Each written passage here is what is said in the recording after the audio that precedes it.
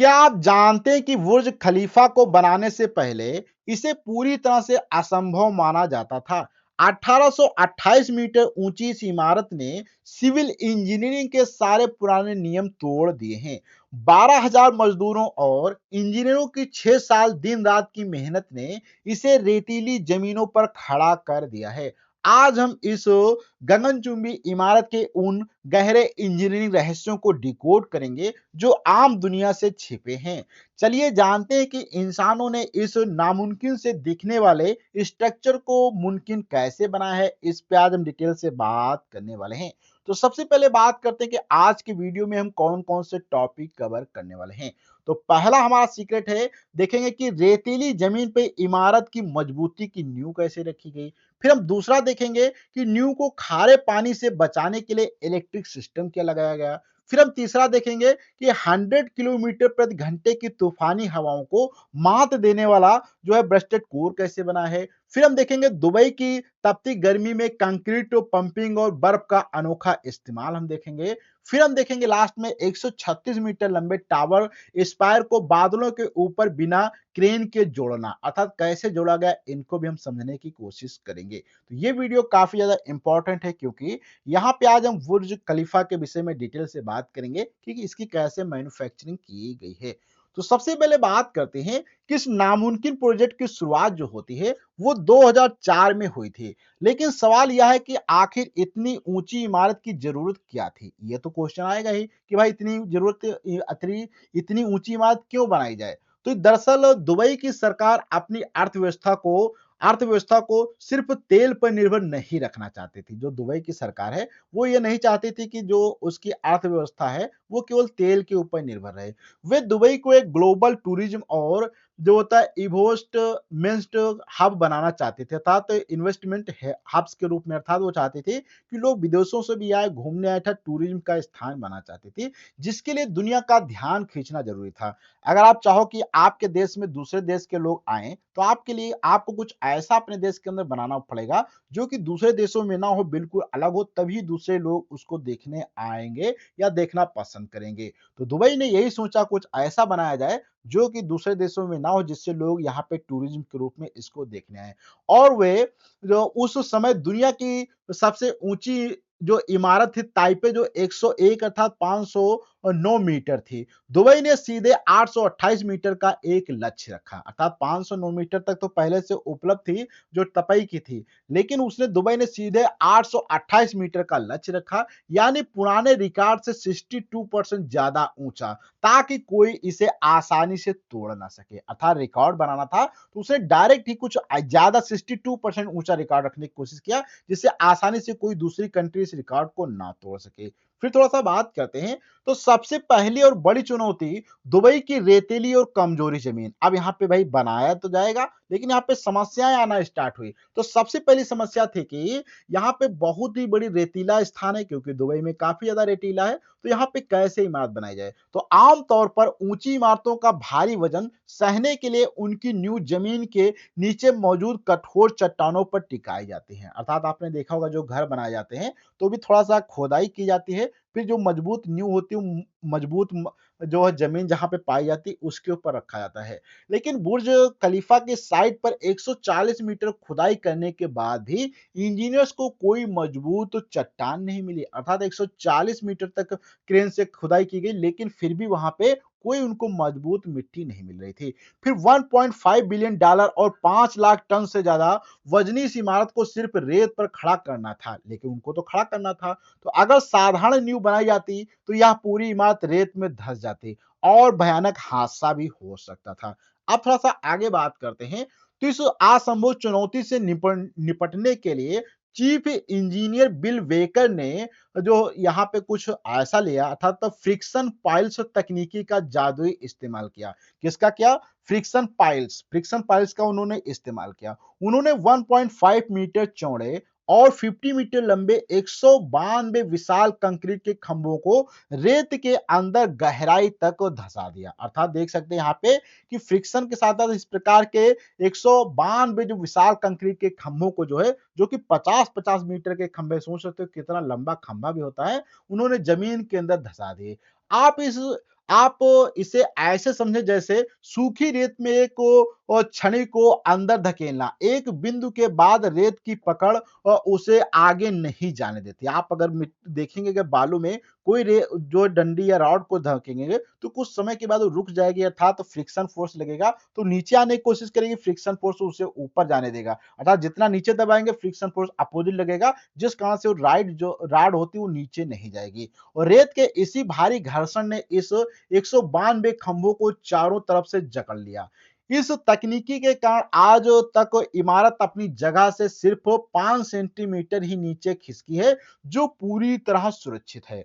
आप थोड़ा सा आगे बात करते हैं तो नींव तो मजबूत हो गई, अर्थात इस प्रकार से खंभे से नींव को तो मजबूत कर लिया गया, लेकिन जमीन के नीचे एक आदर्श दुश्मन इस इमारत को खोखला करने का इंतजार कर रहा था। भाई आदर्श दुश्मन कौन है अगर उसकी बात किया जाए तो यह दुश्मन था दुबई का खारा ग्राउंड वाटर, क्योंकि जो दुबई के नीचे है वो ग्राउंड वाटर के अंदर खारा पानी होता है जो फारस की खाड़ी से इसके नीचे आता है। जो फारस अर्थात आज के समय में जो ईरान है वहां से पानी खिसकर जो था वो नीचे आ रहा था, नमक का पानी। इन 192 खंभों के अंदर लाखों टन लोहे के सरिया मौजूद थे, और यहाँ पे सरिया भी कितने थे, लाखों टन सरिया लगाए गए थे, एक दो सरिया नहीं, बहुत ज्यादा सरियों का यूज किया गया था इन 192 खंभों के अंदर।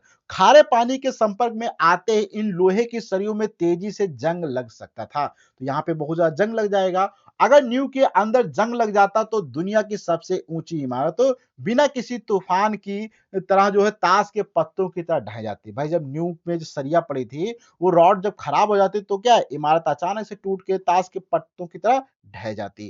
तो यहाँ पे जो है जंग से बचने के लिए इंजीनियर्स ने बैटरी तकनीकी का इस्तेमाल किया। अब बैटरी तकनीकी क्या है इसको थोड़ा समझते हैं, जिसे कैथोडिक प्रोटेक्शन कहा जाता है। कैथोडिक प्रोटेक्शन क्या होता है, उन्होंने सरिया के पास टाइटेनियम का एक जो होता है मेश लगाया, उसमें जो है लगातार डायरेक्ट करंट पास किया जाता है, अर्थात उन्होंने सरिया यहाँ पे देख सकते हैं और यहाँ पे टाइटेनियम का मेश अर्थात चारों तरफ से एक जाल लगा दिया, जिसमें क्या था डायरेक्ट करंट लगातार पास किया जाता था। इस बिजली के कारण खारे पानी का केमिकल रिएक्शन लोहे के बजाय टाइटेनियम पर होने लगता था, और जो खारे पानी आ रहा था उस वो क्या कर रहा था, वो जो लोहे की रॉड से रिएक्शन ना करके वो टाइटेनियम की रॉड से जो रिएक्शन करने लगता था।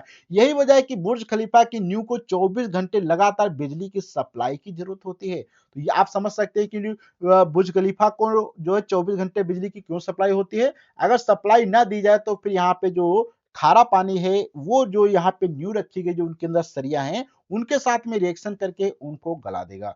अगर यह बिजली कुछ दिनों के लिए कट जाए तो इमारत की नींव में जंग लगना शुरू हो जाएगा। आप थोड़ा सा बात करते हैं, जमीन के नीचे के खतरे तो टल गए थे, लेकिन आसमान में एक और खतरनाक चुनौती इंतजार कर रही थी, जो कि थी हवा।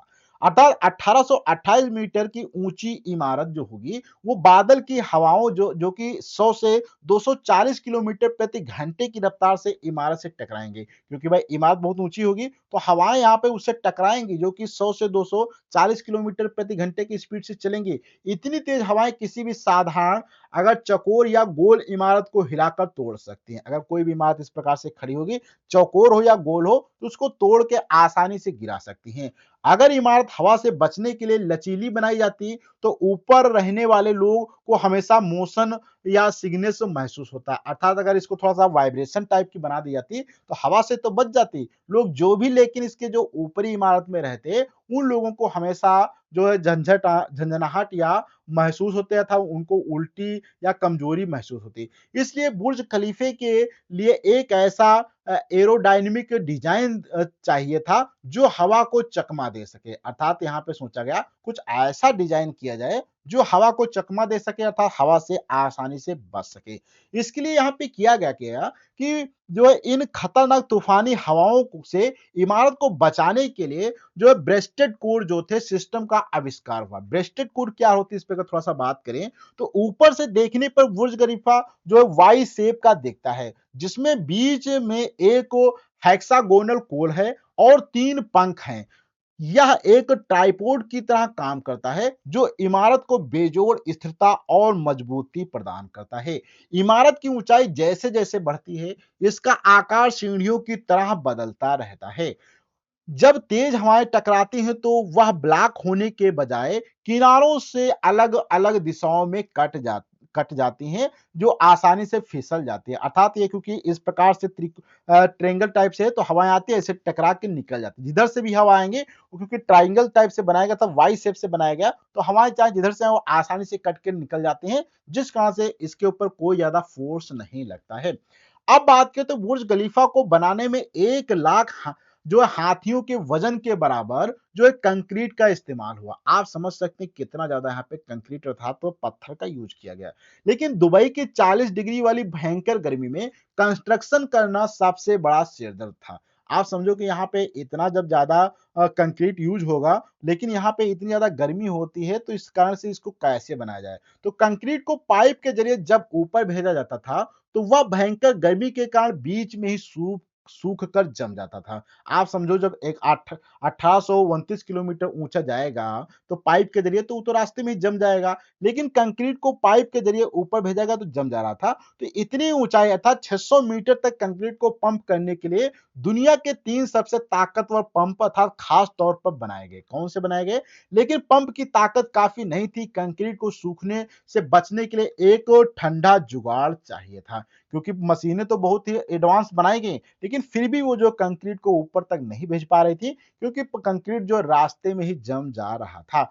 अब बात करते हैं, तो यहाँ पे इस समस्या को सुलझाने के लिए इंजीनियर्स ने जो है नाम अर्थात एससीसी सी60 नाम का एक खास लिक्विड कंक्रीट तैयार किया। इस कंक्रीट को भयंकर गर्मी से बचाने के लिए इसमें पानी की जगह बर्फ मिलाया गया और इसे दिन के बजाय सिर्फ रात के ठंडे तापमान में ही ऊपर भेजा जाता था। बर्फ की ठंडक ने कंक्रीट को लिक्विड रूप में बनाए रखा, जिससे वह बिना सूखे सीधे 600 मीटर की ऊंचाई तक आसानी से पहुंच गया। इस शानदार तकनीकी ने 18 महीनों तक चले कंस्ट्रक्शन को बिना किसी रुकावट के पूरा करने में मदद की। आप थोड़ा सा आगे बात करते हैं। कंक्रीट का ढांचा तो खड़ा हो गया, लेकिन रेगिस्तान की उबलती गर्मी ने अंदर रहने वाले लोगों को कैसे बचाया, इस पे हम थोड़ी सी बात करते हैं। तो अगर साधारण कांच लगाया जाता तो इमारत के अंदर का तापमान 100 सेल्सियस को पार कर जाता, जिसे कोई भी एसी ठंडा नहीं कर पा सकती थी। इससे बचने के लिए इंजीनियर्स ने डबल लेयर वाले एल्यूमीनियम और ग्लास पैनल डिजाइन किए। इस खास शीशे पर सिल्वर और टाइटेनियम की परत चढ़ाई गई, जो सूरज की हानिकारक अर्थात अल्ट्रावायलेट जो सूर्य की किरणें होती हैं को आईने की तरह रिफ्लेक्ट करती थी। पूरी इमारत पर ऐसे 24,000 पैनल लगाए गए, जिनमें से हर एक पैनल की कीमत तो बहुत ज्यादा था, 1.5 लाख रुपए से के आसपास है। और समझो यहाँ पे 24,000 पैनल इसके अंदर लगाए गए हैं। अब यहाँ पे बात करते हैं, तो इमारत के सबसे ऊपरी हिस्से पर 136 मीटर लंबा स्टील का स्पायर लगाना टीम के लिए सबसे मुश्किल और आखिरी काम था। 350 टन वजनी इस विशाल पाइप को इतनी ऊंचाई तक उठाने के लिए दुनिया में कोई क्रेन या हेलीकॉप्टर मौजूद नहीं था, जो कि यहाँ पे इस स्पायर को ऊपर लेकर असेंबल कर सके। इंजीनियर्स ने हार नहीं मानी, लेकिन इस विशाल स्पायर को छोटे छोटे टुकड़ों में बांट दिया गया। इन टुकड़ों को इमारत के ऊपर इमारत के अंदर से ही ऊपर ले जाया गया, एक अर्थात ले गया और एक टेलीस्कोप की तरह अंदर से ही ये पुश करके ऊपर की तरह असेंबल कर दिया गया। इस आखिरी टुकड़े के जुड़ते ही बुर्ज खलीफा आधिकारिक तौर पर दुनिया की सबसे ऊंची इमारत बन गया। आप थोड़ा सा बात करते हैं, तो बुर्ज खलीफा सिर्फ एक बिल्डिंग नहीं है, बल्कि दुनिया की सबसे बड़ी और अनोखी एलईडी स्क्रीन भी है। इसके बाहरी ढांचे और विंडो फ्रेम पर 1.2 मिलियन अर्थात 12 लाख से ज्यादा हाईटेक एलईडी लाइट्स लगाई गई हैं। दूर से देखने पर ये लाखों छोटी लाइट्स मिलकर एक विशाल और शानदार टीवी स्क्रीन का इल्यूजन पैदा करती हैं। खास बात है कि ये लाइट सिर्फ बाहरी फ्रेम की पट्टियों पर लगाई गई हैं, शीशे पर नहीं है। इस शानदार तकनीकी की वजह से अंदर रहने वाले लोगों को बिना किसी परेशानी के बाहर लाइट शो चलते रहते हैं। अब यहाँ पे थोड़ा-सा बात करें, तो बुर्ज खलीफा का मानव इतिहास में दृढ़ संकल्प और इंजीनियरिंग का सबसे बड़ा चमत्कार आपको देखने को मिलता है। इसमें सुरक्षा का भी पूरा ध्यान रखा गया, जहाँ हर 25 फ्लोर के बाद एक फायर प्रूफ रिफ्यूज एरिया बनाया गया है। इस इमारत ने साबित कर दिया है कि सही तकनीकियां और विजन से कमजोर रेत पर भी आसमान छुआ जा सकता है। हालांकि भविष्य में जिहाद टावर जैसे प्रोजेक्ट इसका रिकॉर्ड तोड़ने की कोशिश कर रहे हैं, लेकिन बुर्ज खलीफा ने जो ग्लोबल बेंचमार्क सेट किया है वह हमेशा के लिए आधुनिक इंजीनियरिंग का मास्टरपीस रहेगा। तो आज का ये वीडियो आपको कैसा लगा, इसके विषय में आपको अपना फीडबैक कमेंट बॉक्स में देना है। अच्छा लगा हो तो लाइक करें, अपने दोस्तों को शेयर करें। हम अगले वीडियो में मिलते हैं, जब तक के लिए धन्यवाद।